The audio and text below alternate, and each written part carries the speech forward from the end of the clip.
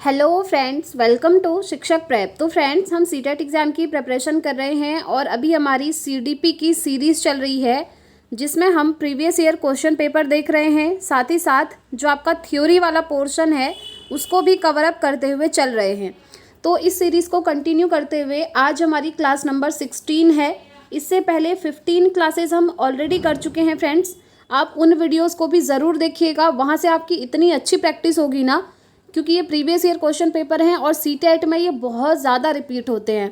तो आपको इसी वीडियो के नीचे डिस्क्रिप्शन बॉक्स में प्लेलिस्ट मिल जाएगी सीटेट दिसंबर 2024 सीडीपी करके, उसमें आपको सारी क्लासेस एक साथ देखने को मिल जाएंगी। ठीक है, तो चलिए स्टार्ट करते हैं आज की क्लास। और क्लास स्टार्ट करने से पहले जो स्टूडेंट्स चैनल पर नए हैं उनके लिए एक इन्फॉर्मेशन है। अगर आप लोग सीटेट का पेड नोट्स परचेज करना चाहते हैं फ्रेंड्स, तो आपको स्क्रीन पर एक व्हाट्सअप नंबर दिख रहा होगा। इस नंबर पर आपको व्हाट्सअप मैसेज करना है, तो वहाँ से आप सीटेट का पेड नोट्स जो है ले सकते हैं। काफ़ी सारे स्टूडेंट्स ऑलरेडी ले चुके हैं। अगर आप भी सीटेट देने वाले हैं फ्रेंड्स, तो टाइम से नोट्स ले लीजिएगा ताकि बाद में आपके पास रिवीजन करने के लिए भी टाइम बचे। ठीक, तो चलिए स्टार्ट करते हैं फ्रेंड्स आज की क्लास। और कल की क्लास में हमने लास्ट क्वेश्चन नंबर 15 डिस्कस किया था। इस क्लास में हम क्वेश्चन नंबर 16 से स्टार्ट करेंगे। तो चलिए, आज का सबसे पहला क्वेश्चन है आपके सामने। अधिगमकर्ताओं को व्यक्तिगत क्षमता के आधार पर उनकी कठिनाइयों के विभिन्न स्तरों को ध्यान में रखते हुए पढ़ाने की विधि को डैश कहा जाता है। उस विधि को क्या कहा जाता है? अब देखिए, मैंने आपको बहुत बार ये चीज़ बताई है कि हर बच्चे की रुचि अलग होती है, हर बच्चे की जो सीखने की क्षमता होती है वो अलग होती है। किसी बच्चे को एक टॉपिक एक बार पढ़ा करके समझ में आ जाता है, किसी बच्चे को एक टॉपिक समझने के लिए 3 बार पढ़ना होता है, किसी बच्चे को एक टॉपिक समझने के लिए 4 से 5 बार रिवाइज करना होता है ना। तो ये हर किसी की जो क्षमता है, एबिलिटी है, वो अलग अलग होती है। तो इसी को हम कहते हैं व्यक्तिगत क्षमता। व्यक्तिगत क्षमता यानी कि इंडिविजुअल एबिलिटी। इंडिविजुअली हर एक व्यक्ति की जो क्षमता होती है वो अलग अलग होती है। तो क्वेश्चन में कह रहा है कि उसी को ध्यान में रखते हुए आप पढ़ा रहे हैं, यानी कि हर एक बच्चे की क्षमता, उसकी रुचि को ध्यान में रखते हुए आप पढ़ा रहे हैं। तो इस प्रकार की जो विधि है उसको क्या कहेंगे? उसको हम कहते हैं फ्रेंड्स डिफरेंशिएटेड इंस्ट्रक्शन, यानी कि विभेदी अनुदेशन। ठीक है, विभेदी अनुदेशन, डिफरेंशिएटेड इंस्ट्रक्शन, नाम में ही है, छुपा हुआ है। डिफरेंशिएटेड, डिफरेंट, हर व्यक्ति के लिए अलग अलग। ठीक है, तो जो व्यक्ति जिस तरीके से चीज़ों को समझता है उसको उस तरीके से पढ़ाना, यही कहलाता है आपका विभेदी अनुदेशन। बाकी जो अदर ऑप्शन है ये यहाँ पर सही नहीं है। चयनित अनुदेशन नहीं है, त्रुटिहीन अनुदेशन नहीं, सटीक शिक्षण नहीं। लेकिन विभेदी अनुदेशन में होता है ये कि हर बच्चे को उसकी क्षमता के अनुसार शिक्षा दी जाती है। ठीक है, तो इसका राइट आंसर क्या हो जाएगा? ऑप्शन 4 हो जाएगा। आगे बढ़ते हैं फ्रेंड्स। नेक्स्ट क्वेश्चन है, बहुत ही इंटरेस्टिंग क्वेश्चन है और ये क्वेश्चन ना सीटेट में बार बार पूछा जाता है। तो मैं आपको इसके स्टेप भी बताऊंगी। अभी जो चरण होते हैं उन्हें आप ध्यान में रखिएगा। अगर आपको चरण याद हो गए ना, 4 ही चरण है बस, तो आप इस क्वेश्चन को किसी तरीके से भी घुमा करके पूछे, आप सॉल्व कर लेंगे। तो देखिए, यहाँ पर क्वेश्चन पूछा है आपसे, प्रतिपालन अधिगम का एक विशिष्ट चरण है। वैसे अधिगम के 4 चरण होते हैं, जिसमें से एक कौन सा कह रहा है? प्रतिपालन है। ठीक है, ये जो है अधिगम के चरण का पूर्ववर्ती है। ये अधिगम के किस चरण का आपका पूर्ववर्ती है? यानी कि प्रतिपालन जो है किसके बाद आता है, आपसे ये पूछा है। अभिप्रेरणा, सामान्यीकरण, आत्मनिर्भरता, अधिग्रहण। अब देखिए, मैं आपको चारों चरण बता देती हूँ अधिगम के, वो आप ध्यान रखेंगे, आप वैसे ही फिर इस क्वेश्चन को इजीली कर लेंगे। तो देखिए, सबसे पहले आता है अधिग्रहण। नोट डाउन करते हुए चलिएगा फ्रेंड्स। सबसे पहले आता है क्या? अधिग्रहण। हम सबसे पहले क्या करते हैं? किसी भी चीज़ को ग्रहण करते हैं, जो भी हम सीख रहे होते हैं। उसके बाद सेकंड स्टेप आता है प्रवाह। ठीक है, थर्ड स्टेप आता है आपका प्रतिपालन, ये जो आपसे क्वेश्चन में पूछा हुआ है। और फोर्थ स्टेप आता है आपका प्रतिपालन के बाद सामान्यीकरण। नोट डाउन कर लीजिए, बस ये अधिगम के 4 स्टेप हैं, इन्हें आप ध्यान रखेंगे। इस प्रकार से आप देख रहे होंगे, ये जो हमारा प्रतिपालन है, ठीक है, ये आप देख रहे होंगे जो प्रतिपालन है सामान्यीकरण से क्या है? पहले आ रहा है। ठीक है, तो यही आपका राइट आंसर हो जाएगा। आपको ऑप्शन में ये दिया हुआ है सामान्यीकरण। तो आपसे पूछा है अधिगम के चरण का पूर्ववर्ती कौन सा है? तो ये है पूर्ववर्ती सामान्यीकरण, ठीक है। इसके बाद ये आता है, तो इसका राइट आंसर ऑप्शन 4, यहाँ पर ऑप्शन 3 हो जाएगा, ये जो सामान्यीकरण लिखा हुआ है। अब ये जो 4 स्टेप है ना अधिगम के, इन्हें आप ध्यान रखेंगे। सबसे पहले क्या होता है, हम चीज़ों को ग्रहण करते हैं, फिर प्रवाह आता है, ठीक है, फ्लुएंसी आती है, उसके बाद प्रतिपालन होता है, और लास्ट में हम उसका क्या करते हैं, सामान्यीकरण करते हैं, जनरलाइजेशन करते हैं, ठीक। तो देखिए पूर्ववर्ती प्रतिपालन अधिगम का विशिष्ट चरण है, जो अधिगम के चरण का पूर्ववर्ती है कह रहा है, ठीक है। तो इस तरीके से जो सामान्यीकरण है ना वो प्रतिपालन के बाद आता है, पहले प्रतिपालन आता है, तो सामान्यीकरण इसका राइट आंसर हो जाएगा। आई होप आप लोग समझ गए होंगे फ्रेंड्स। आगे बढ़ते हैं नेक्स्ट क्वेश्चन की तरफ। ज़िज़ोंग का यह मानना है कि संज्ञान एवं भाव, संज्ञान यानी कि जो आपका कॉग्निशन है जिसे हम दिमाग कहते हैं, एंड जो आपके इमोशन हैं, संवेग हैं, यानी कि भाव हैं, मन के भाव, ठीक है, जो संवेग होते हैं हमारे मन में, ये डैश होते हैं। अब देखिए ज़िज़ोंग के अनुसार माना है, अभी तक आपने जितने भी क्वेश्चन किए वहाँ पर नॉर्मली ये पूछा था कि संज्ञान और संवेग आपस में क्या होते हैं, तो हम कहते थे सीधी सी बात है, जो संज्ञान और संवेग हैं वो आपस में क्या होते हैं, अंतर संबंधित होते हैं, यानी कि इंटर रिलेटेड होते हैं या इंटर कनेक्टेड होते हैं। किस तरीके से होते हैं, देखिए जैसे आज आपका मन नहीं है पढ़ने का, ठीक है, आप पढ़ाई करने बैठे हैं दिमागी तौर पर, लेकिन आपका मन नहीं है पढ़ने का। अब दिमागी तौर पर बैठे हैं मतलब आपका संज्ञान वहाँ पर है, लेकिन आपका मन नहीं है, यानी कि आपके इमोशन जो है अभी उससे नहीं जुड़ रहे हैं, आपका मन नहीं कर रहा है पढ़ने का, तो क्या वो पढ़ा हुआ आपका सक्सेसफुल होगा, नहीं हो पाएगा, है ना।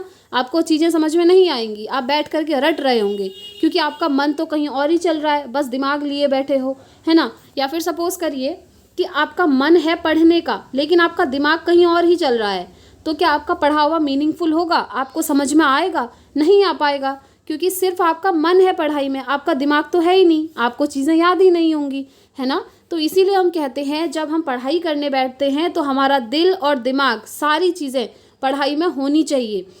जिस टाइम पर आप जो काम कर रहे हैं ना वहाँ पर आपका पूरा फोकस होना चाहिए, सिर्फ पढ़ाई में ही नहीं। जैसे आप अदर एक्टिविटीज़ भी करते हैं तो वो अदर एक्टिविटीज़ आपकी तभी सक्सेसफुल होंगी जब आपका दिमाग भी उस एक्टिविटी में होगा और आपका मन भी होगा। अब ऐसा नहीं होना चाहिए मन कहीं और है दिमाग वहाँ है, या दिमाग उधर है और मन कहीं और ही घूम रहा है, तो ऐसे आपको चीज़ें याद नहीं होंगी, ठीक है। तो इसीलिए जब आपसे नॉर्मली पूछा जाएगा कि संज्ञान और ये जो संवेग हैं, भाव या संवेग एक ही बात होती है, वैसे मोस्टली भाव की जगह संवेग लिख करके आता है, लेकिन ये जो प्रीवियस ईयर है यहाँ पर संवेग की जगह भाव लिखा है, बात एक ही है। ये जो हमारे मन के इमोशन होते हैं ना, किसी से प्रेम करना, गुस्सा आना, किसी चीज़ से डर लगना, ये सारे क्या इमोशन हैं, संवेग हैं, भाव हैं हमारे मन के।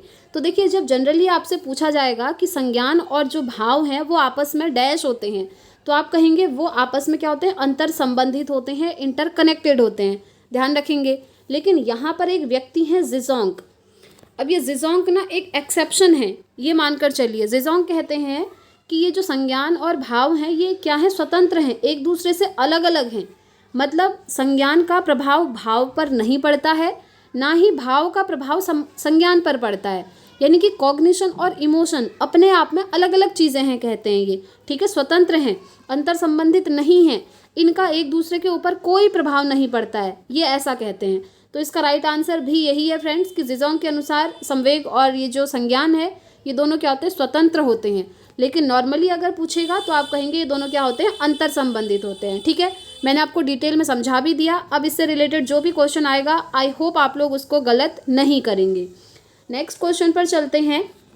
नेक्स्ट क्वेश्चन है फ्रेंड्स आपके सामने, पहले से सीखे हुए कार्यों में सुधार लाने के लिए शिक्षक बच्चों को प्रदर्शन देकर सिखा रहा है, वह शिक्षण की डैश विधि का प्रयोग कर रहा है। देखिए पहले से सीखे हुए कार्य में सुधार लाना है, ठीक है, और वो सुधार लाने के लिए क्या कर रहे हैं, प्रदर्शन देकर उनको सिखा रहे हैं। तो ये शिक्षण की कौन सी विधि मानी जाएगी बताइए, अवलोकन होगी, संशोधन होगी, प्रतिरूपण होगी या अनुकरण होगी। तो इसका राइट आंसर क्या होगा आपको चूज़ करना है। तो देखिए इसका राइट आंसर हो जाएगा यहाँ पर ऑब्जर्वेशन यानी कि अवलोकन। ऑप्शन 1 इसका यहाँ पर राइट आंसर होगा, ठीक है, क्योंकि इस पहले से सीखे हुए कार्य में सुधार लाना चाह रहे हैं तो ये क्या होगा, ऑब्जर्वेशन होगा। First option will be the right answer. आगे बढ़ते हैं फ्रेंड्स। नेक्स्ट क्वेश्चन है आपके सामने, मेनन और जेनिस के अनुसार निर्णय लेने वाले बच्चे समस्या का विश्लेषण करते हैं, विकल्पों की सूची बनाते हैं और इसके फायदे और नुकसान के प्रत्येक पहलू पर विचार भी करते हैं। तो उसका व्यवहार क्या प्रस्तुत करता है, आपसे ये पूछा है, उसका व्यवहार कैसा प्रस्तुत करता है, कैसा है, चौकस है, निरंकुश है, निवर्तमान है या सतर्क है, किस तरह का बिहेवियर है उसका, ये आपसे पूछा हुआ है। तो देखिए यहाँ पर बात हो रही है कि ये जो दोनों व्यक्ति हैं मेनन और जेनिस, इनके अनुसार क्या है, निर्णय लेने वाले जो बच्चे हैं, जो बच्चे किसी चीज़ का निर्णय लेना चाहते हैं, निर्णय लेने से पहले वो क्या करते हैं, समस्या का विश्लेषण करते हैं। यानी कि जैसे उनके सामने कोई प्रॉब्लम आई तो वो उस प्रॉब्लम का विश्लेषण करते हैं। विश्लेषण मतलब क्या होता है, मैंने आपको बताया था, याद करिए। विश्लेषण मतलब होता है समस्या को पार्ट्स में डिवाइड करके समझना। जैसे कोई भी प्रॉब्लम हमारे सामने आती है तो हम उसको टुकड़ों में बांट करके सॉल्व करने का सोचते हैं। जैसे अभी आपके सामने में प्रॉब्लम है कि आपको सीटेट क्वालिफाई करना है, तो ऐसा तो है नहीं कि आप सीटेट क्वालिफाई करना है, सीटेट क्वालिफाई करना है, ऐसा बोलते बोलते आपका पेपर निकल जाएगा, ऐसा नहीं होता है। आपने उसके ऊपर काम करना पड़ेगा। अब आप काम कैसे करेंगे, उसको पार्ट्स में डिवाइड करेंगे। सबसे पहले आप सीटेट का सिलेबस देखेंगे। सिलेबस देखने के बाद आपको समझ में आएगा कि पांच सब्जेक्ट हमको पढ़ने हैं। फिर उसके बाद पर सब्जेक्ट के अकॉर्डिंग आप जो है चैप्टर्स देखेंगे, अंदर कौन कौन से चैप्टर्स हैं। फिर आप रिसोर्सेज ढूंढेंगे कि ये चीज़ें कहाँ से अच्छी मिल सकती हैं, कहाँ से अच्छा कंटेंट हमको मिल सकता है, वो भी बहुत ही ईजी लैंग्वेज में। फिर आप कहीं से कंटेंट वगैरह इकट्ठा करते हैं, उसके बाद आप पढ़ना स्टार्ट करते हैं और लास्ट में एग्ज़ाम देते हैं और आपका सीटेट जो है क्वालिफाई हो जाता है। तो आपने सीटेट क्वालिफाई करने के लिए क्या किया, आपने अलग अलग रिसोर्सेज ढूंढे, मतलब कि आपने अपनी प्रॉब्लम को पार्ट्स में डिवाइड किया, टुकड़ों में तोड़ा, तब जा करके आपकी प्रॉब्लम सॉल्व हुई, आपका सीटेट क्वालिफाई हो गया। तो इसी तरीके से यहाँ पर कह रहे हैं ये बच्चा भी करता है। समस्या को सबसे पहले क्या करता है, विश्लेषण करता है, एनालिसिस करता है, पार्ट्स में डिवाइड करता है, उसके बाद विकल्पों की सूची बनाता है। ठीक है, जितने भी विकल्प आए उसकी सूची बनाता है, वो एक क्रम में लिख देता है। और देखिए इसके फायदे और नुकसान के प्रत्येक पहलू पर विचार भी करता है। अब इससे क्या फ़ायदे होंगे, क्या बेनिफिट होगा और क्या इसके नुकसान होंगे, इस पर भी विचार करता है। तो ऐसे बच्चे का व्यवहार कैसा होगा, आप खुद ही समझ रहे होंगे। इन 4 ऑप्शन में 3 ऑप्शन ऐसे हैं जो कि हो ही नहीं सकते, सेकंड, थर्ड और फोर्थ ये नहीं हो सकते, लेकिन जो सतर्क है ये इसका बिल्कुल राइट आंसर हो जाएगा। उस बच्चे का बिहेवियर कैसा है, सतर्क है। ठीक है, तो first option will be the right answer. आगे बढ़ते हैं नेक्स्ट क्वेश्चन की तरफ। एक समस्या सुधारक बच्चा डैश विचार के आधार पर कथनों की सच्चाई या संभावना का मूल्यांकन करता है। अब आपको इसका आंसर बताना है। ठीक है, एक बार क्वेश्चन फिर से देखेंगे। एक समस्या सुधारक बच्चा, यानी कि बच्चे को कोई प्रॉब्लम दी है और वो प्रॉब्लम का सॉल्व कर रहा है। डैश विचार के आधार पर, कौन से विचार के आधार पर वो कथनों की सच्चाई या संभावना का मूल्यांकन करता है, किस तरीके से वो सोचता है, बेसिकली ये पूछा है। किस तरीके से वो थिंक करता है, कैसे विचार करता है, सौंदर्यबोध विचार करता है, अमूर्त विचार, तार्किक विचार या सृजनात्मक विचार। अब देखिए यहाँ पर विचार आ गया। सबसे पहले तो आपके दिमाग में आना चाहिए, विचार हमारे दिमाग से संबंधित होते हैं, हमारे ब्रेन से संबंधित होते हैं। ठीक है, और ब्रेन में जब हम कोई भी चीज़ सोच रहे होते हैं तो उसके लिए हमको क्या करना होता है, लॉजिक लगाना होता है, तर्क लगाना होता है। जैसे हमारे सामने कोई भी प्रॉब्लम आती है, ठीक है, हम क्या करते हैं, उसका सॉल्यूशन ढूंढने के लिए हम कुछ लॉजिक लगाते हैं अपने दिमाग से कि इस क्वेश्चन का आंसर ये हो सकता है। जैसे एग्जाम में भी आपको क्वेश्चन नहीं आता है, सपोज करिए कोई क्वेश्चन नहीं आ रहा है, लेकिन आप वहाँ पर अपना दिमाग यूज़ करते हैं, आप सोचते हैं और सोचने के बाद आप क्या करते हैं, तर्क लगाते हैं, लॉजिक लगाते हैं कि इस क्वेश्चन का आंसर ये ऑप्शन हो सकता है। फिर आप दिमाग में ही सोचते हैं कि ऐसा कैसे हो सकता है, फिर आप उसके रीज़न ढूंढने लगते हैं खुद ही। तो हम क्या करते हैं, तर्क लगाते हैं, लॉजिक लगाते हैं। ठीक है, तो इसीलिए इसका राइट आंसर क्या हो जाएगा, ऑप्शन थर्ड हो जाएगा, क्योंकि आपका जो विचार है वो दिमाग से संबंधित है और तर्क भी आपका दिमाग से ही लगता है। ठीक, चलिए आगे बढ़ते हैं नेक्स्ट क्वेश्चन। जिस दिए गए कार्य को करते समय बच्चे स्वयं आनंद लेते हुए अनुभव प्राप्त करते हैं उसे डैश कहा जाता है। अब बच्चा कोई कार्य कर रहा है और उस कार्य को करते हुए उसे अच्छा लग रहा है, आनंद महसूस हो रहा है। ठीक है, तो उसे आप क्या कहेंगे, उपभोक्ता प्रकार का कार्य कहेंगे या फिर निर्माणात्मक प्रकार का कार्य कहेंगे या फिर इसको आप कहेंगे समस्यात्मक प्रकार का कार्य या फिर इसको आप बोलेंगे ड्रिल और अभ्यास कार्य। तो देखिए बच्चा जब कार्य कर रहा है तो उसको मज़ा आ रहा है, आनंद आ रहा है, तो इसको हम कहेंगे बच्चा क्या कर रहा है, अभ्यास कार्य कर रहा है। ठीक है, क्या कर रहा है, ड्रिल और अभ्यास कार्य, किसी भी चीज़ को क्या कर रहा है, बार बार सीख रहा है। तो फोर्थ ऑप्शन इसका राइट हो जाएगा। आगे बढ़ते हैं फ्रेंड्स नेक्स्ट क्वेश्चन की तरफ।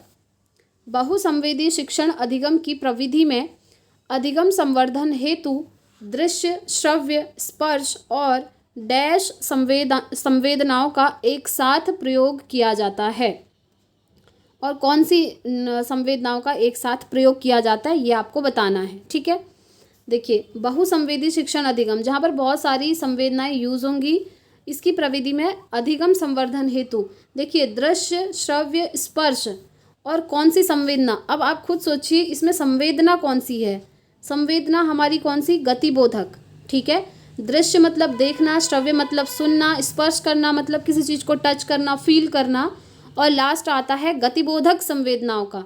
ठीक है, यानी कि एक्टिविटीज़ आप करेंगे, गति करेंगे, मूवमेंट, बॉडी मूवमेंट आप कह सकते हैं। तो गतिबोधक संवेदनाओं का एक साथ प्रयोग किया जाता है।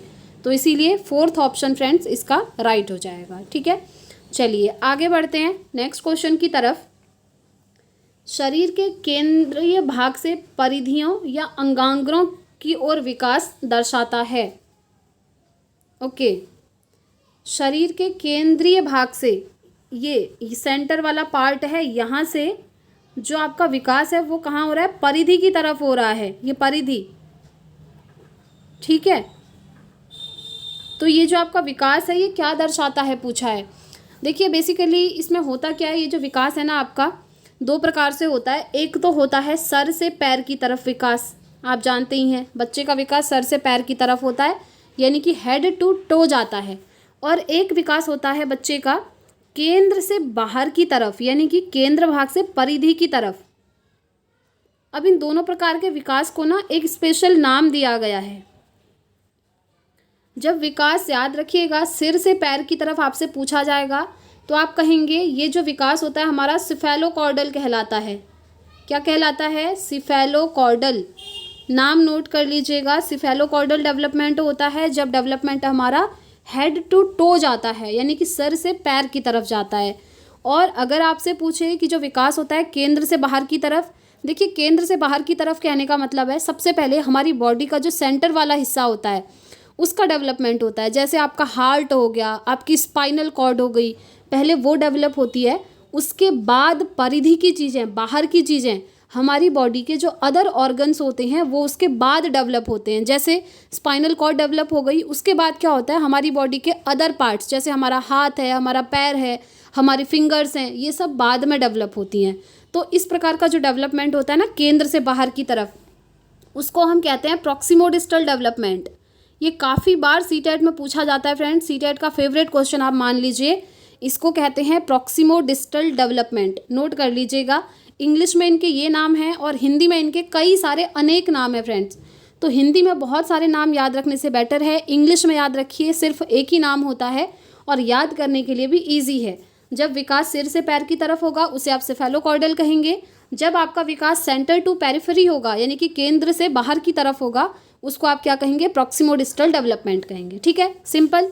चलिए अब हम क्वेश्चन पे चलते हैं। ये क्या कह रहा है, शरीर के केंद्रीय भाग से परिधि यानी कि बाहर के अंगों की ओर विकास, वही वाला जो मैंने अभी आपको बताया, सेंटर से परिधि की तरफ। ठीक है, अब यहाँ पर एग्जैक्टली विकास का नाम नहीं दिया है, आपसे सिद्धांत पूछ लिया है कि कौन से सिद्धांतों को ये दर्शाता है। पहला है विकेंद्रीकृत विकास के सिद्धांतों को, दूसरा है मध्य बाह्य विकास के सिद्धांतों को, तीसरा है सोपानीय विकास के सिद्धांतों को, और चौथा है विकिरणीय विकास के सिद्धांत को। कौन से सिद्धांत को ये दर्शाता है, ये दर्शाता है फ्रेंड्स विकेंद्रीकृत विकास के सिद्धांतों को। ठीक है, ध्यान रखेंगे, फर्स्ट ऑप्शन इसका राइट हो जाएगा। आगे बढ़ते हैं फ्रेंड्स नेक्स्ट क्वेश्चन की तरफ। स्कूल बच्चों के सामाजिकरण की एक ऐसी संस्था है जहाँ, बताइए, मैंने आपको हमेशा बताया है अगर बच्चे के सामाजिकरण की प्राथमिक संस्था अगर आपसे पूछे तो क्या होता है, परिवार होता है। ठीक है, ऐसे पूछा जाता है कि बच्चे का प्राइमरी सोशलाइजेशन की फर्स्ट एजेंसी कौन सी है, तो आप क्या कहेंगे, फैमिली है, यानी कि परिवार है। लेकिन यहाँ पर स्कूल पूछा हुआ है, तो देखिए स्कूल बच्चों के सामाजिकरण की एक ऐसी संस्था है जहाँ आप जानते हैं स्कूल बच्चे के सामाजिकरण की क्या होती है, वैसे द्वितीयक संस्था होती है, ठीक है। लेकिन स्कूल का इम्पॉर्टेंट रोल भी होता है, ऐसा नहीं है कि बस द्वितीयक संस्था होती है तो उसका रोल नहीं है, नहीं, स्कूल का सबसे ज़्यादा इम्पॉर्टेंट रोल होता है। और स्कूल में सबसे ज़्यादा महत्व किसको दिया जाता है, मैंने आपको हमेशा बताया, बच्चों को, ठीक है। ऐसा नहीं होगा कि स्कूल में आप दिनचर्या को, गतिविधि को या शिक्षकों को महत्व दे रहे हैं, नहीं, स्कूल में सबसे प्रमुख स्थान स्कूल के बच्चों को दिया जाता है, जो कि आपको फोर्थ ऑप्शन में दिख रहा है फ्रेंड्स। और जो हमारी समावेशी शिक्षा है, जो हमारी प्रगतिशील शिक्षा है, और जो हमारा चाइल्ड सेंटर्ड एजुकेशन है, यानी कि बाल केंद्रित शिक्षा, इन तीनों में ये कहा जाता है कि स्कूल के अंदर सबसे ज़्यादा महत्व जो है बच्चों को दिया जाएगा, ना कि टीचर को दिया जाएगा, ना ही एजुकेशन सिस्टम को दिया जाएगा, ना ही करिकुलम को दिया जाएगा, ना ही मैनेजमेंट को दिया जाएगा। सबसे ज़्यादा जो इम्पॉर्टेंट माना जाएगा वो बच्चे को माना जाएगा, ध्यान रखना है, ठीक है। तो इसीलिए इसका राइट आंसर क्या हो जाएगा, ऑप्शन 4, प्रमुख स्थान स्कूली बच्चों का होता है, ठीक है। चलिए आगे बढ़ते हैं नेक्स्ट क्वेश्चन की तरफ। जब आप एक शिक्षक समूह से जुड़ जाते हैं और अपने समूह के अन्य लोगों की ही तरह पोशाक धारण करने लगते हैं, तो आप क्या दर्शा रहे हैं। तो देखिए यहाँ आपसे पूछा है कि सपोज़ करिए आपने कोई स्कूल ज्वाइन करा, आपकी जॉब लग गई, सपोज़ करिए आपकी जॉब लग गई। अब जहाँ आप जॉब कर रहे हैं वहाँ पर टीचर्स का जो ग्रुप है वो एक अलग प्रकार की ड्रेस पहन कर आ रहा है, तो उनको देखकर आपने भी वैसे ही ड्रेस अपने लिए बनवा ली और उन्हीं की तरह वैसे ही ड्रेस पहनकर आप जाने लगे पढ़ाने के लिए। तो आप जो हैं किस तरीके का प्रदर्शन कर रहे हैं, ये आपसे पूछा हुआ है। बहुत इजी है, इसे आप आराम से कर लेंगे। पहला है समूह आज्ञाकारिता का, दूसरा है समूह निर्देश अनुपालन का, तीसरा है समूह की अनुरूपता का, या चौथा है समूह की पहचान का। देखिए इस क्वेश्चन में काफ़ी लोग कंफ्यूज भी हो सकते हैं। कुछ लोगों को लग रहा होगा समूह आज्ञाकारिता का प्रदर्शन कर रहे हैं। देखिए आज्ञाकारिता तब होती जब स्कूल का जो वो ग्रुप है जिस ड्रेस को पहन कर आ रहा है, अगर वो आपसे कहता कि कल से आप हमारी तरह ड्रेस पहन के आइए, तो आपसे हम कहते कि ये समूह आज्ञाकारिता है, आप उनकी आज्ञा का पालन कर रहे हैं। लेकिन यहाँ पर ऐसा कुछ नहीं दिया है कि वो जो ग्रुप है आपसे कह रहा है, नहीं, आपने सिर्फ उस ग्रुप के टीचर्स को देखा और देखकर आपका मन करा कि मुझे भी ऐसी ड्रेस बनवानी चाहिए और आपने बनवा ली। इसका मतलब क्या है, आप जो है समूह की पहचान का प्रदर्शन कर रहे हैं, यानी कि आप उस समूह का हिस्सा बनना चाहते हैं जिस समूह के लोग जो है एक अलग प्रकार की पोशाक यानी कि ड्रेस पहनकर आते हैं। इसीलिए तो आप वैसी ड्रेस बनवा रहे हैं ताकि आप जो है उसी ग्रुप का हिस्सा लगें। ऐसा होता है ना, ऐसा कई बार होता है। जैसे स्कूल में भी कोई फंक्शन वगैरह होता है तो ड्रेसेस जो है सेम मंगवाई जाती है बच्चों से, ताकि सभी बच्चे इस तरीके के लगें कि ये इसी ग्रुप के हैं, ठीक है। तो इसीलिए इसका राइट आंसर क्या हो जाएगा, आप जो है समूह की पहचान का प्रदर्शन कर रहे हैं। तो fourth option will be the right answer. आगे बढ़ते हैं फ्रेंड्स नेक्स्ट क्वेश्चन की तरफ। किसी वस्तु के स्थायित्व की अवधारणा पियाजे के विकास के डैश चरण में प्राप्त होती है। देखिए पियाजे बहुत ज़्यादा इंपॉर्टेंट है सीटेट के लिए। पियाजे ने बेसिकली विकास के 4 स्टेप बताए हुए हैं, डेवलपमेंट की 4 स्टेजेस, और उनको लर्न कराने की मैंने आपको ट्रिक भी बताई थी। नोट्स में तो सारी ट्रिक्स मैंने लिखी हुई हैं, आपने देखा होगा। मैं आपको बता देती हूँ, वो ट्रिक है आपकी SPCF। ये 4 विकास की अवस्थाएं बताई हैं। SPCF यानी कि S फॉर सेंसरी मोटर यानी कि संवेदी गामक अवस्था जो यहाँ पर दी है। P फॉर प्री ऑपरेशनल यानी कि पूर्व संक्रियात्मक अवस्था। C for concrete operational stage यानी कि मूर्त संक्रियात्मक अवस्था। F for formal operational stage यानी कि औपचारिक संक्रियात्मक की अवस्था। अब ये 4 अवस्थाएं पियाजे ने बताई हैं। अब यहाँ पर जो आपसे पूछा है ना कि किसी वस्तु के स्थायित्व की अवधारणा, यानी कि बच्चे के अंदर वस्तु स्थायित्व का जो गुण है वो कौन से चरण में आता है, S में आता है, P में आता है, C में आता है या F में आता है। और ये मैंने आपको बहुत अच्छे से बताया है, जो हमारी सेंसरी मोटर की स्टेज होती है यानी कि संवेदी गामक अवस्था होती है, यहाँ पर बच्चे के अंदर वस्तु स्थायित्व का गुण आ जाता है, ठीक है। संवेदी गामक अवस्था जो कि आपको 4th ऑप्शन में दिख रही है। तो इसीलिए इसका राइट आंसर क्या हो जाएगा, ऑप्शन 4 हो जाएगा, जहाँ पर बच्चे के अंदर वस्तु स्थायित्व का गुण आ जाता है। अब मैं आपको ये भी बता देती हूँ फ्रेंड्स, वस्तु स्थायित्व मतलब होता क्या है। देखिए वस्तु स्थायित्व मतलब होता है वस्तु जो है स्थायी रूप से है। जैसे एक छोटा बच्चा होता है, आपने उसको खेलने के लिए एक टॉय दिया, ठीक है, थोड़ी देर उसने खेला, उसके बाद आपने उससे टॉय लिया और कहीं जा कर के छिपा दिया घर में, ठीक। अब यहाँ पर एक स्टेज तो ऐसी होती है जब बच्चा रोने लगता है कि मेरा टॉय जो है आपने छीन लिया, मेरा टॉय मुझे दो, मुझे खेलना है। भले ही बोल नहीं पाता लेकिन टॉय छीनते ही वो रोने लगता है। तो वो स्टेज आती है आपकी 9 मंथ से पहले की। लेकिन 9 मंथ से ऊपर की स्टेज में क्या होता है ना, अगर आप टॉय उससे मांग करके कहीं छिपा देंगे तो बच्चे को पता चल जाता है कि ये टॉय जो है एग्जिस्ट करता है, एक्चुअल में टॉय है घर पे, लेकिन अभी कुछ टाइम के लिए मुझसे छीन करके कहीं छुपा दिया है मम्मी ने या पापा ने, जिसने भी छुपाया हो। तो उसको ये आइडिया आ जाता है कि वस्तु मेरे पास है, टॉय अभी है, बस इन्होंने मुझसे छीन करके कहीं छुपाया है, और वो रोता नहीं है, फिर वो रोना बंद कर देता है। तो ये स्टेज आती है आपकी 9 मंथ से ऊपर की स्टेज में, और इसी को हम कहते हैं वस्तु जो है स्थायी है। ये वाला गुण बच्चे के अंदर इसी स्टेज में आता है, संवेदी गामक की अवस्था में। ठीक है, आई होप आपको ये कॉन्सेप्ट पूरा क्लियर हो गया होगा फ्रेंड्स। आगे बढ़ते हैं नेक्स्ट क्वेश्चन। व्यक्तिगत शिक्षा कार्यक्रम की योजना डैश के संदर्भ में बनाई जाती है। देखिए इसको भी अब आप कर लेंगे, क्योंकि मैंने आपको कॉन्सेप्ट जो है बता दिया था बाल केंद्रित शिक्षा का, यानी कि चाइल्ड सेंटर्ड एजुकेशन का, जहाँ पर हर बच्चे की व्यक्तिगत रूप से आवश्यकता, क्षमता, रुचि, इन सभी को देखते हुए शिक्षा दी जाती है।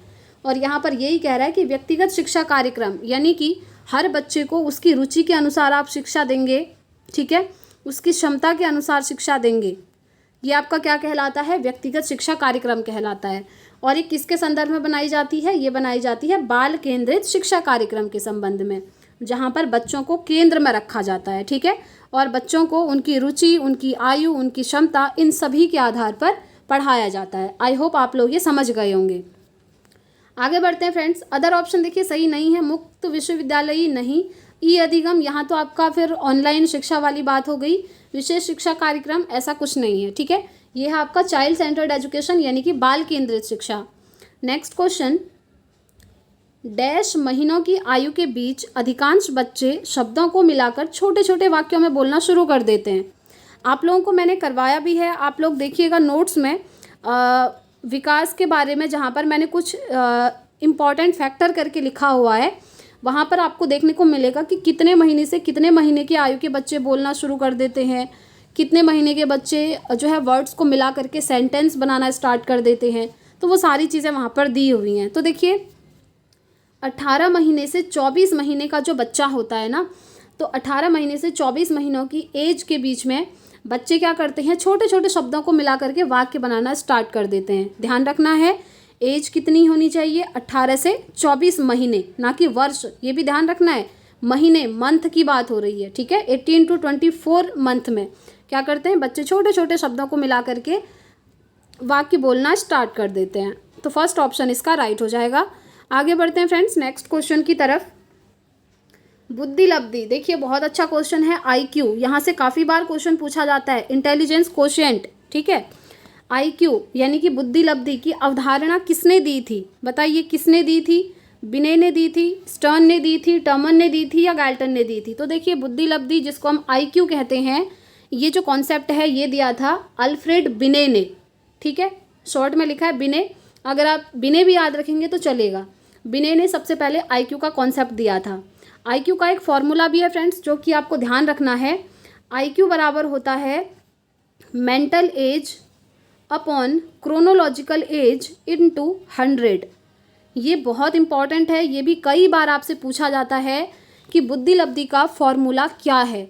मेंटल एज मतलब होता है मानसिक आयु, क्रोनोलॉजिकल एज मतलब क्रोनोलॉजिकल एज मतलब होता है वास्तविक आयु। ठीक है, जैसे आपको क्वेश्चन दे दिया जाता है वहाँ पर कि किसी बच्चे की वास्तविक आयु इतनी है और मानसिक आयु इतनी है, बताइए इसका IQ लेवल कितना होगा। तो वहाँ पर आपको बस ये फॉर्मूला रखना है, IQ बराबर MA upon CA into 100। Short में ऐसे याद रखिए, MA होता है मेंटल एज, CA होता है क्रोनोलॉजिकल एज। ठीक है, आई होप आप लोग समझ गए होंगे। और इसका राइट आंसर क्या है, अल्फ्रेड बिने ने दिया था IQ का कॉन्सेप्ट। ठीक हो गया। तो फ्रेंड्स आज की क्लास आपको कैसी लगी कमेंट करके ज़रूर बताइएगा। एंड आई होप कि आज आपको बहुत अच्छी लगी होगी क्लास, और आपके कॉन्सेप्ट भी काफ़ी क्लियर हुए होंगे आज की क्लास से। अगर क्लास पसंद आई है तो प्लीज़ फ्रेंड्स कमेंट करके ज़रूर बताइएगा कि आपको क्लास पसंद आई। साथ ही साथ क्लास को ज़्यादा से ज़्यादा लाइक करिएगा, शेयर करिएगा, ताकि काफ़ी सारे स्टूडेंट्स जो हैं इसी तरीके की इंपॉर्टेंट वीडियोज़ देख पाएँ। और देखिए फ्रेंड्स एग्ज़ाम आपका बहुत नज़दीक है, फटाफट से प्रिपरेशन स्टार्ट कर दीजिए। इस बार आपको ज़्यादा टाइम नहीं दिया गया है और दिसंबर में ही आपका एग्ज़ाम है। जैसा कि मैंने आपको बोला भी था कि एग्ज़ाम आपका दिसंबर में हो जाएगा, और दिसंबर में अभी 1 दिसंबर को ही है, दिसंबर में एक भी दिन आपको नहीं मिला है, ठीक है। और फ्रेंड्स साथ ही साथ हमारी हिंदी पेडागोजी की सीरीज़ चल रही है, वहाँ पर हम थ्योरी पोर्शन कर रहे हैं, और हिंदी पेडागोजी हमारी कंप्लीट थ्योरी हो चुका है। आप प्लेलिस्ट जाकर देखिएगा, इसी चैनल पर आपको मिल जाएगी। तो आज की वीडियो में इतना ही रखते हैं फ्रेंड्स। अब हम ऐसे ही कल मिलेंगे डेली इवनिंग में अपनी सीटेट की क्लास के साथ। Thanks for watching.